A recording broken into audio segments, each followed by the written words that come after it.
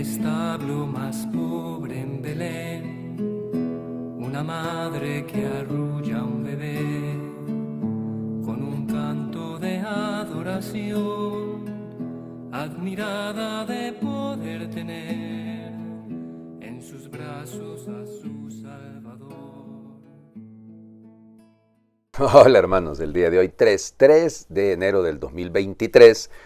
Vaya, que no me equivoqué esta vez, porque ayer dije 2022, tuve que volver a grabarlo, les cuento. Pero bueno, 2023, pues celebramos, fíjense, es una fiesta, o sea, se le llama así, la fiesta del Santísimo Nombre de Jesús. Vamos, seamos honestos, ¿no? El 1 de enero, si hacemos los 8 días después del nacimiento de Jesús, ese es el día de la circuncisión, ese es el día de la imposición del nombre. Pero la iglesia celebra ese día la solemnidad de Santa María, Madre de Dios, así que por lo tanto no se celebró ese día lo de la imposición, lo del Santísimo Nombre de Jesús. Se traslada 2 días después, el día 3. Es una fiesta que se fue universalizando poco a poco, ¿verdad? No piensen que existía desde el inicio. Bueno, hay mucha gente que no sabe ni siquiera que en el Ave María, cuando rezamos, Dios te salve María, llena eres de gracia, el Señor es contigo, bendita tú eres entre todas las mujeres y bendito es el fruto de tu vientre. Punto. Hasta ahí llegaba esa oración. Y luego Santa María, Madre de Dios, ruega por nosotros. Pero fíjense, originalmente no se mencionaba el nombre de Jesús.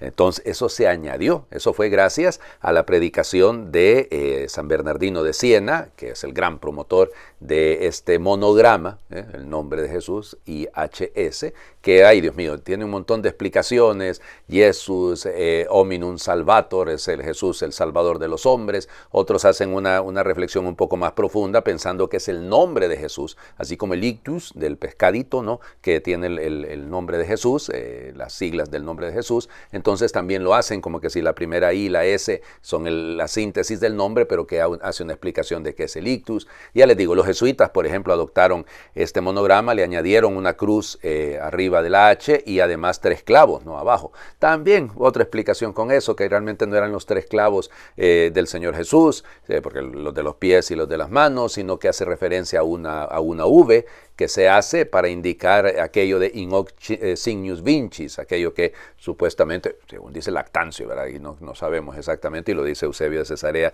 en la Vita Constantini, que fue el signo que miró Constantino antes de la batalla del puente sobre el río Milvio, y que entonces con este signo vencerás, y por eso la V de Vincis.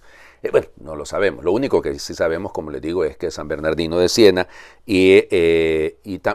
pues los franciscanos en esta época van a ser los grandes promotores de esta devoción. Invocar el nombre de Jesús. De hecho, fíjense que hay indulgencias cuando se invoca el nombre de Jesús. No sé si lo sabían. Es muy común en algunos lugares que lo saluden a uno diciendo, alabado sea el nombre de Jesús, Laudetur Jesus Christus, ¿ya? Y entonces uno responde, por siempre sea alabado. Fíjense, con eso ya gana usted una indulgencia. Sí, no sé si lo sabían, es una manera preciosa de saludar, ¿no? Bueno, vamos a las lecturas del día de hoy. Seguimos leyendo la primera carta del apóstol San Juan, capítulo 2, versículos del 29 hasta el capítulo 3, versículo 6. Queridos hijos, si ustedes saben que Dios es santo, tienen que reconocer que todo el que practica la santidad ha nacido de Dios. Miren cuánto amor nos ha tenido el Padre, pues no solo nos llamamos hijos de Dios, sino que lo somos. Si el mundo no nos reconoce, es porque tampoco lo ha reconocido a Él. Hermanos míos, ahora somos hijos de Dios, pero aún no se ha manifestado cómo seremos al fin. Y ya sabemos que cuando Él se manifieste vamos a ser semejantes a Él porque lo veremos tal cual es. Y todo el que tiene puesta en Él esta esperanza procura ser santo, como Jesucristo es santo. Todo el que comete pecado quebranta la ley, puesto que el pecado es quebrantamiento de la ley. Y si saben ustedes que Dios se manifestó para quitar los pecados, es porque en Él no hay pecado. Todo el que permanece en Dios no peca. Todo el que vive pecando es como si no hubiera visto ni conocido a Dios.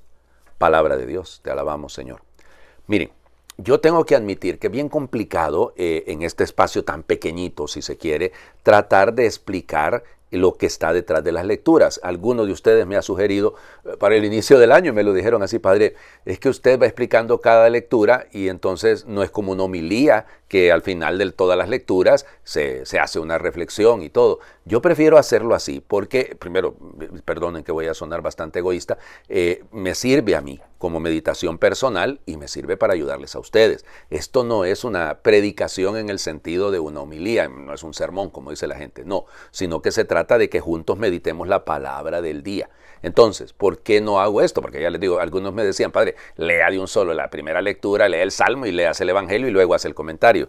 Yo sé que hay muchos hermanos míos que hacen eso en las publicaciones que tienen, en las páginas, en las redes sociales. Se los agradezco porque yo también los leo, ya yo también algunas escucho, ¿no? Pero yo prefiero hacer esto y ahí es donde quiero disculparme porque la profundidad de este texto no es fácil de explicar en un par de minutos. Ahora, fíjense bien la insistencia, la repetición del término santo.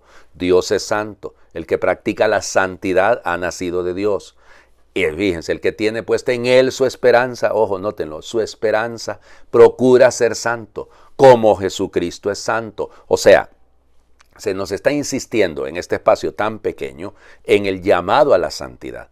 Procura ser santo como Jesucristo es santo. O sea, la meta de un cristiano es ser santo. Ahora, que el mundo no nos reconoce, bueno, eso ya es otro problema, ¿no? Porque no lo ha reconocido también a Él. Entonces esto es importante. La santidad es reflejo de Él, es reflejo de la santidad de Dios. Usted no puede ser santo sin Dios. No sé si suena esto hasta ridículo, ¿no? O sea, la santidad es imposible. Puede haber gente muy buena. Puede haber personas extraordinariamente humanas en el sentido filantrópico, digamos. Pero santidad, santidad, solamente referida a Dios. Entonces, un ateo puede ser una persona buena, claro que sí, éticamente correcta, que sigue la ley natural, pero no puede ser santo en el sentido de la santidad como reflejo de Dios. Ahora, ¿qué es lo que provoca esto? Por eso les digo que es difícil, ¿no? Miren cuánto amor nos ha tenido el Padre. Que no solo nos llamamos, no solo es nuestro título, hijos de Dios, sino que realmente lo somos. Entonces fíjense. Dios es santo, procuramos ser santos porque Jesucristo es santo. Eso nace de ese amor, de esa donación, de esa entrega total que hemos recibido y que no solo nos llamamos, somos hijos de Dios. Esa es nuestra identidad, esa es nuestra esencia. Entonces, consecuencia de ese somos hijos de Dios. ¿Ok? Bueno, fíjense, primera cosa, somos, pero todavía estamos en camino. Todavía no se ha manifestado todo lo que llegaremos a ser. Porque cuando se manifieste, lo veremos tal cual es. Fíjense, la visión beatífica se dice en la vida espiritual, verlo a Él, ¿ya? Verlo a Él. Y por eso, otra consecuencia, el que vive según Él, el que vive en la santidad, entendiendo el amor, entonces no peca. No peca, o sea, porque el pecado es quebrantamiento de la ley, claro, lo dice claramente así, pero el que vive pecando es como que no ha visto ni ha conocido a Dios. Ay, es que le dicen, y fíjense qué pasa, es muy a menudo eso, que viene y le dice la gente a uno, ay padre, es que usted sabe que uno, como es humano, uno peca. Cuidado, que lo que más nos deshumaniza es precisamente el pecado. Lo que más desfigura el proyecto de Dios en nosotros es el pecado. Y entonces el pecado es lo que nos aleja de la santidad. El pecado es lo que nos aleja de reflejar la santidad de Dios. Yo no sé si los enredé más, ¿verdad que sí? De repente les pido 1000 disculpas, oigan, pero se los resumo así rapidito entonces. Llamados a la santidad porque Dios es santo. La santidad es el producto del amor y entonces el que ama no peca. Me hubiera salido más fácil, ¿verdad? Y ustedes dicen, padre, todo lo que habló, el Evangelio. Seguimos, estamos leyendo el Evangelio de Juan ahorita casi de corrido, ¿no? Ahora sigue, fíjense. Entonces, las acciones de Juan el Bautista. Juan capítulo 1, versículos del 29 al 34. En aquel tiempo vio Juan el Bautista a Jesús, que venía hacia él, y exclamó, este es el Cordero de Dios, el que quita el pecado del mundo. Este es aquel de quien yo he dicho, el que viene después de mí tiene precedencia sobre mí, porque ya existía antes que yo. Yo no lo conocía, pero he venido a bautizar con agua para que él sea dado a conocer a Israel. Entonces Juan dio este testimonio. Vi al Espíritu descender del cielo en forma de paloma y posarse sobre él. Yo no lo conocía, pero el que me envió a bautizar con agua me dijo, aquel sobre quien veas que baja y se posa el Espíritu Santo, ese es el que ha de bautizar con el Espíritu Santo. Pues bien, yo lo vi y doy testimonio de que este es el Hijo de Dios. Palabra del Señor. Gloria a ti, Señor Jesús. Punto de partida. Juan ve a Jesús que viene hacia él. Pero fíjense, lo ve. Y luego da testimonio, insiste en esto, hay 2 veces que repite que es testimonio. Yo lo vi, yo vi al Espíritu descender. Yo lo vi y yo doy testimonio. Acuérdense el ver en el sentido del Evangelio de Juan, ¿no? Es ese ver, ese contemplar, es la profundidad, no es una mirada necesariamente sensible, más que eso, ¿no? Es que me impacta, que me determina, que me cambia, que me lleva a creer, que me lleva a saber y a identificar, Este es el Cordero de Dios, este es el Hijo de Dios. Nótenlo, son los dos títulos que le da Juan el Bautista a Jesús. Le dice, este es el Cordero de Dios, el que quita el pecado del mundo. Y luego dice también abajo que yo doy fe, doy testimonio, yo lo vi y doy testimonio de que este es el Hijo de Dios. Miren la profundidad de la teología que está detrás de esto. O sea, ya en el Evangelio de Juan hay una clarísima, pero clarísima, indudable manifestación de la divinidad de Jesús. Él es el Cordero de Dios. Identificar a Jesús como el Cordero de Dios es identificar su misión, su razón de ser, su nombre. Oye el nombre de Jesús, Yeshua, Dios salva. Es el Cordero que quita el pecado del mundo. Qué belleza, ¿no? El testimonio de Juan. El testimonio de Juan. Recuerden que la comunidad juánica, se los he platicado en alguna otra ocasión, tenía algunos discípulos de Juan. El mismo Juan el Evangelista había sido discípulo junto con Andrés. Entonces, por lo tanto, es importante poner en labios de Juan el Bautista esta clara identificación de Jesús como el Cordero de Dios, como el Hijo de Dios, como el Salvador. ¿Cuál es nuestro testimonio? ¿Qué testimonio damos? ¿Qué hemos visto? ¿En qué creemos? O sea, nuestra experiencia, ¿de qué tipo es?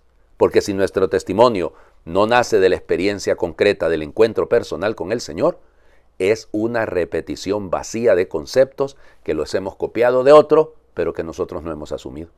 Al inicio de este año, convendría que revisáramos bien qué tipo de testimonio damos. Les invito a hacer oración.